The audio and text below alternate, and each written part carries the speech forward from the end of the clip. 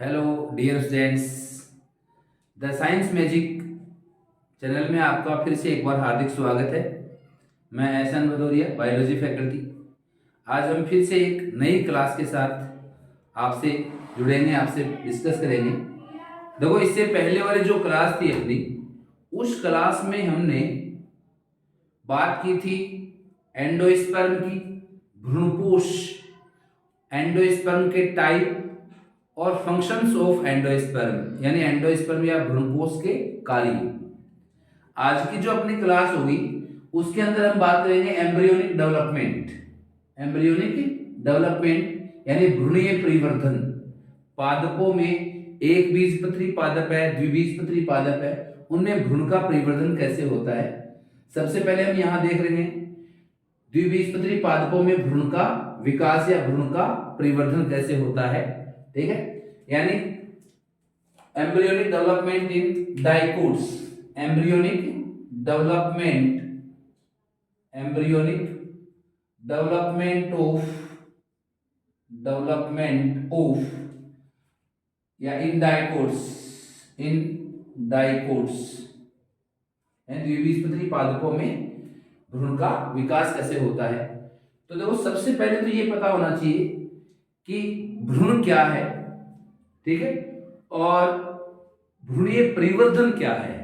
देखो, सबसे पहले हम बात करें कि जब नर युग्मक केंद्रक, कौन है ये, male gamete nucleus, male gamete nucleus, ठीक है, और जब egg cell, haploid egg cell से फ्यूज होता है, ठीक है, हैप्लॉइड एग सेल है, हैप्लॉइड मेल गैमीट न्यूक्लियस है, इनसे फ्यूज होता है तो क्या बनता है, तो डिप्लॉइड स्ट्रक्चर बनती है और उसको बोला गया है जाइगोट, यानी युग्मनज। अब इस युग्मनज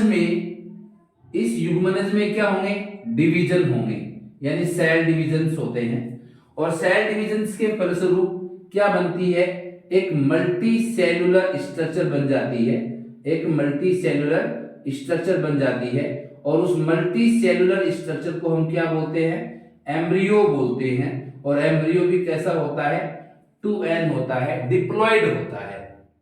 इसका मतलब जो भ्रूण होता है, देखो जाइगोट क्या है, अगर मान लो कई बार पूछ लेता है जाइगोट क्या है, तो जाइगोट डिप्लॉइड और यूनिसेलुलर स्ट्रक्चर होती है, डिप्लॉइड और यूनिसेलुलर स्ट्रक्चर होती है। जबकि एम्ब्रियो क्या है, तो एम्ब्रियो भी डिप्लॉइड होता है लेकिन मल्टी सेलुलर स्ट्रक्चर होती है, मल्टी सेलुलर स्ट्रक्चर होती है। ठीक है, यहां हम बात करेंगे द्विबीजपत्री पादपों में भ्रूण का विकास, यानी युग्मनज से भ्रूण का बनना। पादपों में जो फर्टिलाइजेशन हो चुका है, उस फर्टिलाइजेशन के बाद में जाइगोट से किसका बनना, एम्ब्रियो का बनना ही क्या कहलाता है, भ्रूण का विकास या डेवलपमेंट ऑफ एम्ब्रियो। ठीक है, या एम्ब्रियोनिक डेवलपमेंट बोल सकते हैं इसको। अब देखो, इससे अगली जो बात है कि द्विबीजपत्री पादपों में भ्रूणीय विकास के बारे में बताया किसने था, तो द्विबीजपत्री पादपों में भ्रूणीय विकास के बारे में सबसे पहले बताया था वैज्ञानिक हैंस्टीन ने, वैज्ञानिक हैंस्टीन ने बताया था। किस पादप में बताया था, कैप्सेला पादप में, कैप्सेला पादप में बताया था। यानी हैंस्टीन ने द्विबीजपत्री पादपों में भ्रूण का विकास कैसे होता है, इसके लिए कैप्सेला प्लांट का उसने स्टडी किया, रिसर्च किया और हमें ये बताया। अब देखो, द्विबीजपत्री पादपों में भ्रूण का विकास, इसकी डिस्कशन कर लेते हैं अपन। देखो, सबसे पहले हम बात करें तो हमारे पास स्ट्रक्चर क्या बन गई थी भाई, हमारे पास स्ट्रक्चर ये बन चुकी थी कि यहां पर हम देख रहे थे कि ये बन गया है जाइगोट, ठीक है, और ये वाला जो पार्ट होता है ये होता है एंडोस्पर्म। क्या होता है ये, एंडोस्पर्म होता है। ठीक है, जाइगोट तथा एंडोस्पर्म ये बन चुके हैं अपने पास। ठीक है, ये सेल्स एंडोस्पर्म्स की हैं। ठीक है, यानी मैं कहूं कि ये जो पार्ट है ऊपर वाला, ये ऊपर वाला पार्ट तो क्या है, जाइगोट है। ठीक है, डिप्लॉइड और नीचे वाला ये जो पार्ट होता है भाई, इसको बोल रहे हैं हम एंडोस्पर्म। तो जैसे जैसे एंडोस्पर्म का डेवलपमेंट होता है वैसे वैसे इस जाइगोट से एम्ब्रियो का डेवलपमेंट भी होता है। इससे पहले हम देख चुके हैं एंडोस्पर्म का डेवलपमेंट कैसे होता है, किस प्रकार से होता है, ठीक है। अब देखो यहां हम बात करेंगे किसकी, केवल जाइगोट की बात करेंगे भाई। किसकी बात करेंगे, केवल हम जाइगोट वाले पार्ट की ही बात करेंगे आगे अब, ठीक है। एंडोस्पर्म को शामिल नहीं कर रहे हैं। देखो सबसे पहले क्या होता है इस जाइगोट के अंदर, इस जाइगोट वाली सेल जो मान लो, जैसे मान लो ये कह दूं कि भाई ये क्या है, ये है जाइगोट, 2n जाइगोट। और इस 2n जाइगोट के अंदर क्या होता है, सबसे पहले एक अनुप्रस्थ विभाजन होता है, ठीक है। यानी सबसे पहले क्या हुआ, एक ट्रांसवर्स डिवीजन हुआ। और ट्रांसवर्स डिवीजन होने से क्या बना, ट्रांसवर्स डिवीजन होने से यहां 2 सेल बन चुकी हैं। इस जाइगोट विभाजित हो गया 2 सेल के अंदर, ये 2 सेल बन चुकी हैं, ठीक है भाई। ट्रांसवर्स अनुप्रस्थ विभाजन हुआ 2n जाइगोट में फर्स्ट, ठीक है।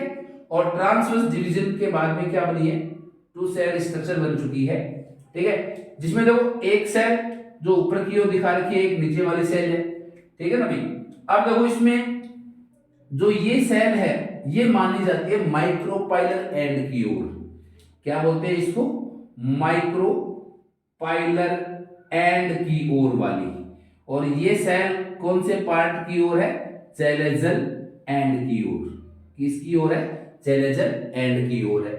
जो माइक्रोपाइलर एंड की ओर जो सेल होती है उस सेल को बोला जाता है बेसल सेल।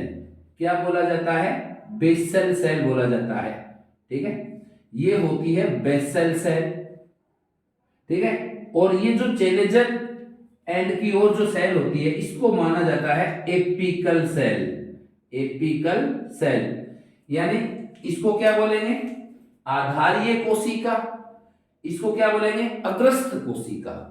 तो सबसे पहले जाइगोट में ट्रांसवर्स डिवीजन हुआ।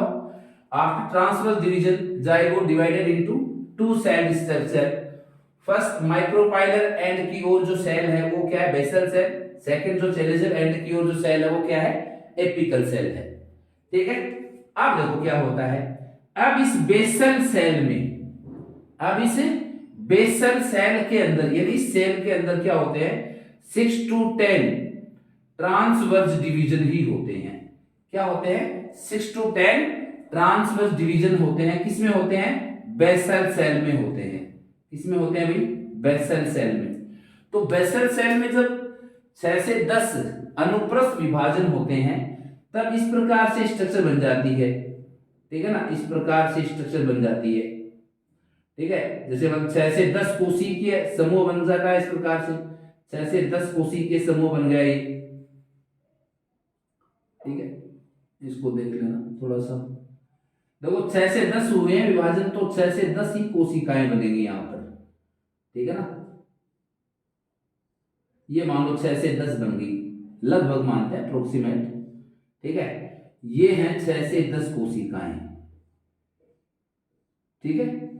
और नीचे कौन सी सेल है, चैलेजल एंड की ओर एपिकल सेल। तो ये हो गई आपकी एपिकल सेल, ठीक है ना। अब देखो सुनो, ये जो सेल बनी है 6 से 10, ठीक है। ये 6 से 10 सेल जो बन चुकी हैं ट्रांसवर्स डिवीजन के आफ्टर बेसल सेल, ठीक है। इन कोशिकाओं के समूह को तो बोलते हैं सस्पेंसर, है ना। द ग्रुप ऑफ सेल्स क्या बोलते हैं इसको, सस्पेंसर बोलते हैं। यानी basal cell 6 to 10 transverse division करेगी, 6 से 10 अनुप्रस्थ विभाजन करेगी और उसके फलस्वरूप मतलब 6 से 10 कोशिकीय की अवस्था बन जाती है। तो ये जो कोशिकाओं का समूह बन गया है ऊपर की ओर, ठीक है, इसको क्या बोल रहे हैं हम, इसको तो बोल रहे हैं सस्पेंसर। और नीचे वाली तो एपिकल सेल है ही, तो नीचे वाली तो क्या है, एपिकल सेल है। ये डिवीजन कर लेती है साथ साथ, लेकिन इसका देखेंगे अपन बाद में। अब देखो सस्पेंसर में जो ऊपर की जो कोशिका होती है ना, ऊपर वाली कोशिका, इस कोशिका को बोला जाता है होस्ट्रा। यानी ये किसका काम करेगी, सक का काम करेगी, चूषण का काम करती है। सक या सक्टोरियल ऑर्गन के रूप में मिलती है ये, ठीक है। यानी इसको हम बोलते हैं कि ये सेक्टोरियल ऑर्गन के रूप में काम करती है, और इसको क्या बोलते हैं, होस्ट्रा बोलते हैं। जबकि सस्पेंसर के ठीक नीचे वाली जो एपिकल सेल की ओर ये जो सेल है, इस सेल को क्या बोलते हैं, इस सेल को बोलते हैं हाइपोफाइसिस। क्या बोलते हैं इसको, हाइपोफाइसिस। ठीक है। यानी सस्पेंसर में सबसे ऊपर वाली सेल है वो तो होस्ट्रा है, सस्पेंसर में सबसे नीचे वाली जो सेल है वो हाइपोफाइसिस है। ठीक है। ये हाइपोफाइसिस तो करती है रूट के फॉर्म, यानी मूल गोप का निर्माण करती है। जो रूट का ऊपर जो प्रोटेक्टिव लेयर होती है, डिफेंसिव लेयर जो बनती है, उसको बोलते हैं रूट कैप। ठीक है ना। जैसे मान लो मैं कह दूं कि भाई ये जड़ है, ठीक है ना, ये इस प्रकार से मान लो मैं बता दूं कि जैसे मान लो ये कोई प्लांट है और इसके अंदर ये कोई मतलब रूट है, तो रूट का जो ऊपर वाला ये जो पार्ट है, ठीक है ना, ये जिस लेयर से ढका हुआ है, इस लेयर को क्या बोल रहे हैं अपन, रूट कैप बोल रहे हैं। ठीक है ना। ये मान लो क्या है, ये है मान लो कोई रूट। ठीक है। तो ये रूट कैप का फॉर्मेशन कौन करती है, रूट कैप का फॉर्मेशन करती है हाइपोफाइसिस सेल, सस्पेंसर की सबसे नीचे वाली सेल, और होस्ट्रा ऊपर की सेल है, ये सेक्टोरियल ऑर्गन के रूप में काम करती है। इसका काम होता है एंडोस्पर्म से जो न्यूट्रिएंट मटेरियल या पोषक पदार्थ होते हैं उनको सक करना या उनको एब्जॉर्ब करना। ठीक है। तो इसका काम क्या होता है, इसका काम होता है एंडोस्पर्म वाले पार्ट से, एंडोस्पर्म से जो पोषक पदार्थ होते हैं, पोषक पदार्थ, ठीक है, उनको अवशोषित करना, उनको एब्जॉर्ब करना, ये इसका काम होता है। अब देखो इसके बाद में हम बात करें कि जो अगला जो इसमें जो एपिकल सेल है, इसके अंदर जो डिवीजन होते हैं वो किस प्रकार से होते हैं। तो देखो एपिकल सेल जो है, यहां से देख लेते हैं इसको, ठीक है ना, यहां देख लेते हैं इसको। तो एपिकल सेल जो होती है, एपिकल सेल, उस एपिकल सेल वाले पार्ट के अंदर भी क्या होते हैं, एपिकल सेल वाले पार्ट के अंदर भी क्या होते हैं भाई, मतलब डिवीजन होते हैं। लेकिन उसके अंदर किस प्रकार के डिवीजन होते हैं इसको देख लेना, ये सस्पेंसर बना दिया गया है। ठीक है। ये है मान लो। ठीक है। तो इस एपिकल सेल के अंदर क्या होते हैं, डिवीजन होते हैं। पहला डिवीजन कैसा होता है, इस एपिकल सेल में, एपिकल सेल के अंदर क्या होता है, एपिकल सेल, एपिकल सेल, इसमें पहला डिवीजन होता है एलएस। जब एलएस डिवीजन होता है ना, पहला जब इसमें एलएस डिवीजन हो जाता है, देखना इसमें, हाँ, एलएस होता है तो ये कोशिका, ये जो कोशिका, ये दो कोशिकाओं में बट गई। ठीक है। फिर क्या होता है आफ्टर एलएस, इसके अंदर क्या, कौन सा डिवीजन होता है, इसके अंदर होता है भाई टीएस, यानी इस प्रकार से देख रहे हैं इसको। ठीक है ना। ये एलएस हो गया, तो उसके बाद में क्या होता है इसके अंदर, एलएस तो हो गया पहले। ठीक है। दूसरा डिवीजन कैसा होता है इसमें, टीएस, यानी पहला एपिकल सेल में एलएस हो गया, दूसरा कैसा होता है, टीएस। अब टीएस होने से यहां कितनी सेल बन गई है, 4 सेल बन चुकी हैं। ठीक है भाई। पहला जो डिवीजन हुआ वो कैसा हुआ एपिकल सेल में, एलएस लॉन्गिट्यूडिनल सेक्शन के अकॉर्डिंग। ठीक है। 2 कोशिकाएं बन चुकी हैं। फिर जो दूसरा डिवीजन होता है वो ट्रांसवर्स सेक्शन होता है, और इसके अंदर ये 4 कोशिकाएं बन जाती हैं। ठीक है।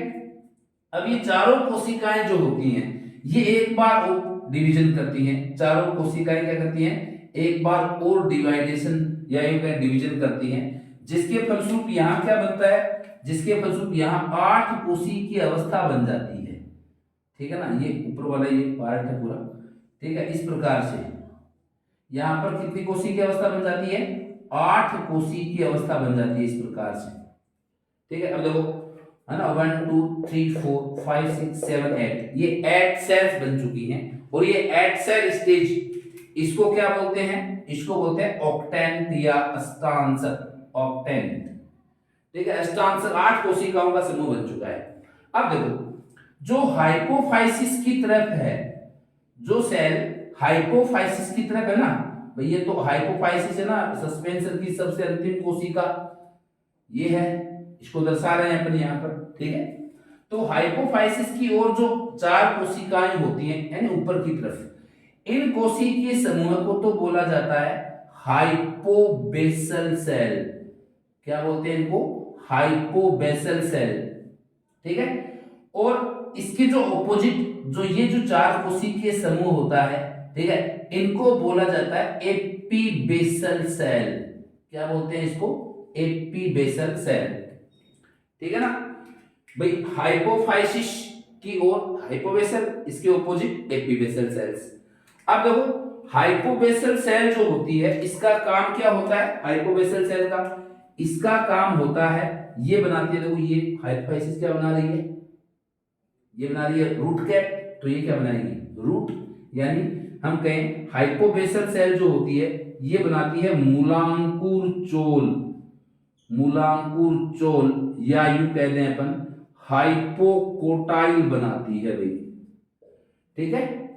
और इसके ठीक ऊपर वाले जो सेल है वो रूट कैप बना लेती है। एपीबेसल सेल है, उसका क्या काम है? इसका काम होता है प्रांकुर चोल बनाना। क्या बनाना? प्रांकुर चोल बनाना, यानी एपिकोटाइल बनाना, प्रांकुर चोल या एपिकोटाइल बनाना, ठीक है। तो एपीबेसल सेल, एपीबेसल प्रांकुर चोल, ठीक है, एपिकोटाइल का निर्माण करती है, तने वाले भाग का निर्माण होगा। हाइपोबेसल सेल हाइपोकोटाइल का निर्माण करते हैं, मूलांकुर चोल का निर्माण होगा, ठीक है। तो इस प्रकार से ये जो एम्ब्रियो डेवलपमेंट चल रहा है। अब देखो इसमें आगे क्या होता है, आगे इसमें जैसे जैसे विकास होता जाता है तो ये जो नीचे वाला जो पार्ट होता है, ये जो 8 कोशिकाओं का समूह होता है, ये 8 कोशिकाओं का समूह जो होता है ना, ये क्या करता है? ये मतलब 2 भागों में बन जाता है इस प्रकार से, ठीक है ना। और क्या बन जाता है? एक हार्ट शेप बन जाती है, ठीक है। यानी हम ये कहें ऊपर वाला सस्पेंशन है, ध्यान रखना, ठीक है, इसके ऊपर वाले स्ट्रक्चर ये क्या बन जाती है? ये बन जाती है हार्ट लाइक स्ट्रक्चर या हार्ट लाइक स्ट्रक्चर, हृदय जैसी संरचना बन जाती है। और इसमें जो 2 पालियां बन चुकी हैं, इन दोनों पालियों से क्या बन जाते हैं? 2 बीज पत्र बन जाते हैं भाई, ठीक है। आगे अगर अपन देखें इसको तो इसमें 2 बीज पत्र इस प्रकार से बन जाते हैं, ठीक है ना, इस प्रकार से 2 बीज पत्र बन जाते हैं। तो जो द्विबीजपत्री पादप जो होते हैं ये क्या बन गए? ये बन चुके हैं 2 बीज पत्र, 2 कोटिलेडन्स, कोटिलेडन्स, ठीक है, 2 बीज पत्र बन चुके हैं, ठीक है। अब देखो द्विबीजपत्री पादपों में भ्रूण का विकास पढ़ा हमने। इस भ्रूण के विकास के बारे में सबसे पहले किसने बताया? हैंस्टीन ने, कैप्सुला प्लांट के अंदर। एम्ब्रियोनिक डेवलपमेंट होता क्या है ये आपको पता है कि जब जायगोट एक कोशिकीय संरचना है और उस एक कोशिकीय संरचना से विभाजनों के फलस्वरूप क्या बन जाए? बहुकोशिकीय संरचना बन जाए, तो उसे हम क्या बोलते हैं? भ्रूणीय परिवर्तन, या उसको बोलते हैं अपन एम्ब्रियोनिक डेवलपमेंट। सबसे पहले हम बात कर रहे थे कि ये जो स्ट्रक्चर है पीईएन के फलस्वरूप एंडोस्पर्म बना, और जो प्री फर्टिलाइजेशन या सिंगेमी के फलस्वरूप क्या बना? जायगोट बना।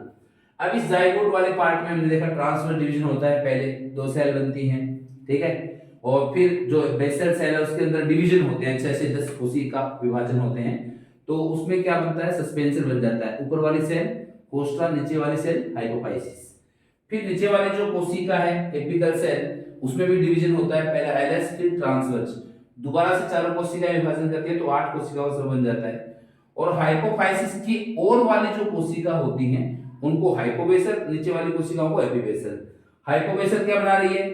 हाइपोकोटाइल, मूलांकुर चोल, और एपिबेसल क्या बना रही है? एपिकोटाइल या प्रांकुर चोल। अब इस संरचना जो बनी है ना, ये ऑक्टेंट, ये संरचना विभाजन करके मतलब हृदय जैसी आकृति बना लेती है, और उस हृदय जैसी आकृति में जब 2 बीजपत्र बन जाते हैं, इसका मतलब द्विबीजपत्री पादपों में भ्रूण का विकास कंप्लीट हुआ है, ठीक है स्टूडेंट्स। देखो द्विबीजपत्री पादप और एक बीजपत्री पादप, यहां से क्वेश्चन निकल जाता है कई बार, ठीक है।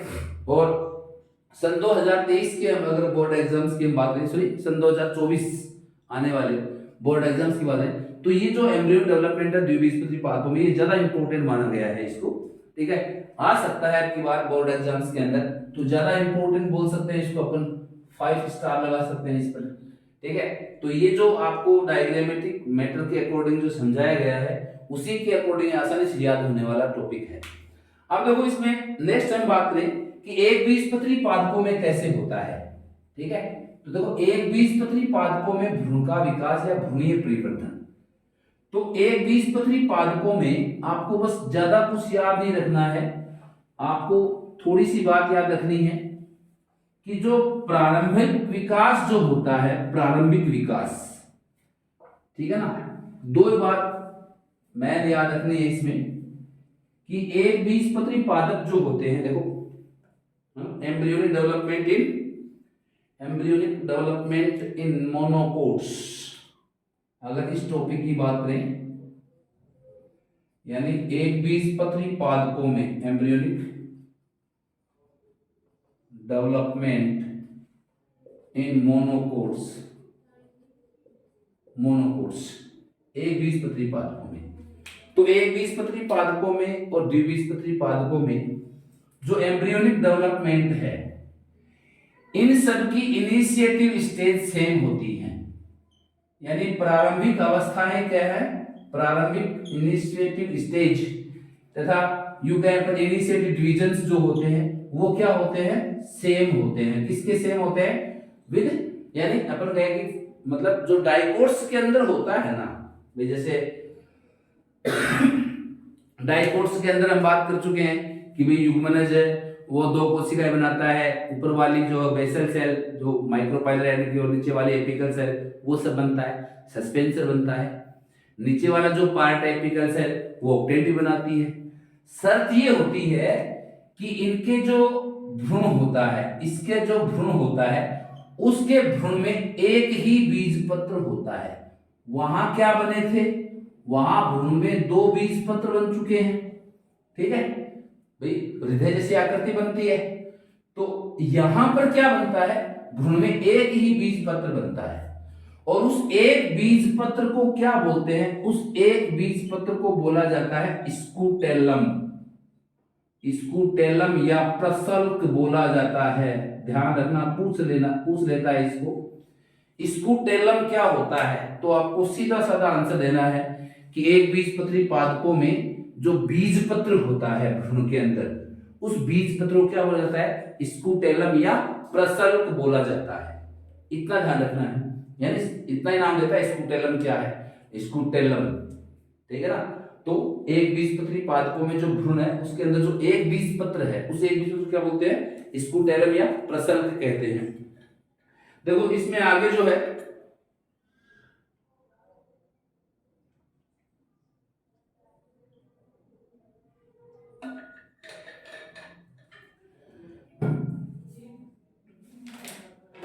देखो इसमें जो एक बीजपत्र है ये भ्रूण के जो भ्रूण होता है ना, भ्रूण उसके अग्रस्त भाग पर होता है। भ्रूण के कहां होता है, अग्रस्त सिरे पर होता है ये, ठीक है। तो अग्रस्त सिरे पर होता है और ये भ्रूणीय अक्ष जो बनाता है उस भ्रूणीय अक्ष को क्या बोलते हैं, उसको बोलते हैं बीजपत्रोपरिक, बीजपत्रोपरिक बोलते हैं। और बीजपत्रोपरिक यानी इसका मतलब ये हो गया कि इसमें भ्रूण जो होता है वो अग्रस्त सिरे की ओर है, ठीक है ना। और बीजपत्रोपरिक या इसको बोल सकते हैं अपन एपिकोटाइल बनाता है। क्या बनाता है भैया, एपिकोटाइल बनाता है, ठीक है ना। इसके अलावा देखो इसके अंदर जो मूलांकुर चोल और पुरांकुर चोल जो बनते हैं, है ना, एक बीजपत्री पादपों में जो बनते हैं मूलांकुर चोल, जैसे वहां पर मूलांकुर चोल क्या था भाई, हाइपोफाइसिस था, हाइपोकोटाइल था। इनके अंदर जो मूलांकुर चोल और जो प्रांकुर चोल होते हैं, ठीक है, उनको सामान्यतः बोला जाता है कोलियोप्टाइल तथा कोलियोराइजा, यानी इसको हम बोलेंगे कोलियोराइजा, कोलियोराइजा बोलेंगे, इसको क्या बोलते हैं, कोलियोप्टाइल बोलते हैं, कोलियोप्टाइल बोलते हैं। बस ये ध्यान रखना है, यानी कोई ज्यादा विशेष बात नहीं है, सेम बातें हैं, सेम कंडीशन, सेम डिवीजन होने हैं। शर्त ये रहेगी कि वहां भ्रूण के दो बीजपत्र बने, यहां भ्रूण में एक बीजपत्र बना, उसको क्या बोल रहे हैं, स्कूटेलम। कहां होता है, भ्रूण के अग्रस्त सिरे पर, ठीक है। और जो भ्रूणीय अक्ष बनती है उसको क्या बोल रहे हैं, बीजपत्रोपरिक या एपिकोटाइल बोलते हैं। यहां मूलांकुर चोल बनता है उसको कोलियोराइजा बोलते हैं, या मूलांकुर चोल मान लो हिंदी में, प्रांकुर चोल बनता है उसको कोलियोप्टाइल। लेकिन ये इंग्लिश टर्म पूछ लेता है अक्सर, इसलिए बताया गया कोलियोराइजा कोलियोप्टाइल क्या होते हैं।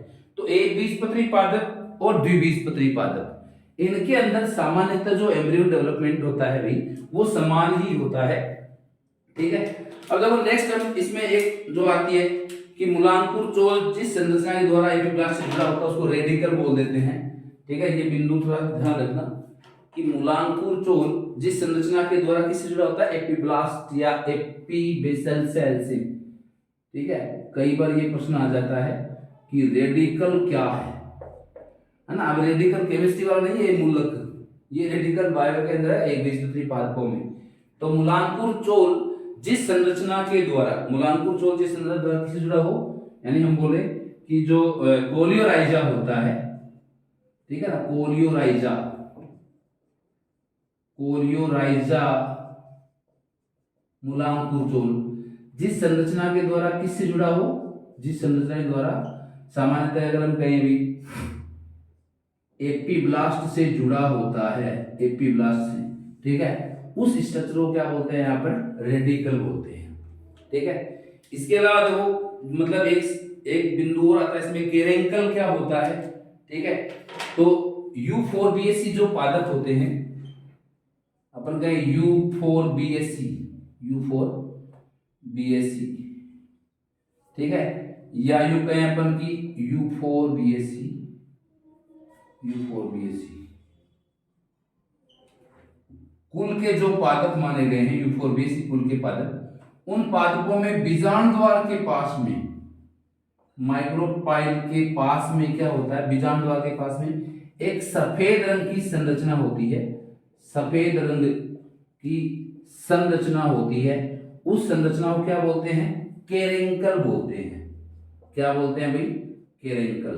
तो ये बिंदु भी ध्यान रखने वाला है। स्कुटेलम क्या है, मूलांकुर चोल या सॉरी रेडिकल क्या है, केरेंकल क्या है, जैसे है ना कैस्टर होता है ना, कैस्टर, अरंडी, U4BSC कुल का पादप, उनमें जो बीजांड द्वार होता है उसके ठीक पास बीच में है ना, बीजांड द्वार वाले सिरे की तरफ एक सफेद रंग की संरचना होती है, उसको क्या बोलते हैं, केरेंकल बोलते हैं। तो ये कुछ बिंदु थे इससे संबंधित। नेक्स्ट हम इसी के अंतर्गत बात कर लेते हैं कि कुछ विशेष जो बिंदु मतलब रह गए या अपन की इसमें पूछे जाने वाले जो बिंदु हैं वो बात करें। तो इसमें एक शब्द आता है एल्यूरोन लेयर, एल्यूरोन लेयर। देखो एल्यूरोन लेयर एक शब्द आता है भाई यहाँ पर, है ना, ये देखो एल्यूरोन, एल्यूरोन परत, ठीक है, एल्यूरोन परत, ये ध्यान रखना, ये छोटे छोटे टॉपिक हैं लेकिन इंपॉर्टेंट है। एल्यूरोन लेयर का मतलब क्या है कि हम बात करें कि मक्का जैसे जो पादप होते हैं, मक्का जैसे पादप या मक्का के पादप में, ठीक है, भ्रूणपोष के चारों ओर, भ्रूणपोष के चारों ओर, भ्रूणपोष के चारों ओर एल्यूरोन लेयर पाई जाती है। कौन सी लेयर पाई जाती है, एल्यूरोन परत प्रेजेंट होती है। और ये एल्यूरोन लेयर जो होती है ना, ये लेयर, ये लेयर जो होती है, ये लेयर, ये layer alpha amylase, alpha amylase का स्त्राव करती है। ठीक है, अल्फा एमाइलेज एंजाइम है, ध्यान रखना, इस एंजाइम का क्या करती है, स्त्राव करती है। और ये जो एंजाइम होता है ना, ये एंजाइम, इस एंजाइम का काम क्या होता है, इस एंजाइम का काम होता है स्टार्च को किस में बदल देता है भाई, यह एंजाइम क्या करता है, एंजाइम कौन सा, अल्फा एमाइलेज एंजाइम, ये एंजाइम स्टार्च को ग्लूकोज में बदल देता है और ग्लूकोज से क्या मिलती है, एनर्जी मिल जाती है। भाई ग्लूकोज का क्या होगा, ऑक्सीडेशन, क्या होगा, ऑक्सीडेशन होगा। ग्लूकोज का जब ऑक्सीडेशन होता है, ऑक्सीकरण होता है, तो फलस्वरूप क्या बनती है, ऊर्जा मिलती है। ठीक है, तो इस एल्यूरोन लेयर का फंक्शन पूछ ले, मान लो एल्यूरोन परत क्या है, इसका कार्य लिखिए, तो आप बताएंगे एल्यूरोन लेयर जो होती है वो मक्का के पादप में भ्रूणपोष के चारों ओर पाई जाने वाली एक संरचना है। और इसका काम क्या होता है, ये लेयर जो होती है अल्फा एमाइलेज एंजाइम का स्राव करती है।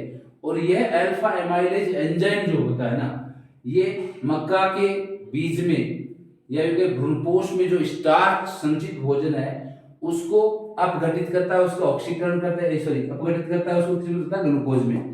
ग्लूकोज का ऑक्सीकरण होगा तो क्या बनेगी, ऊर्जा बनती है और ऊर्जा का उपयोग कर लिया जाता है इसमें। फिर देखो इसमें एक बिंदु और आता है कई बार पूछते हैं कि पिन आइड पुष्प, ठीक है, और थ्रम तय है भैया ना, ये थ्रम आइड पुष्प क्या है? पिन आइड पुष्प और थ्रम आइड पुष्प।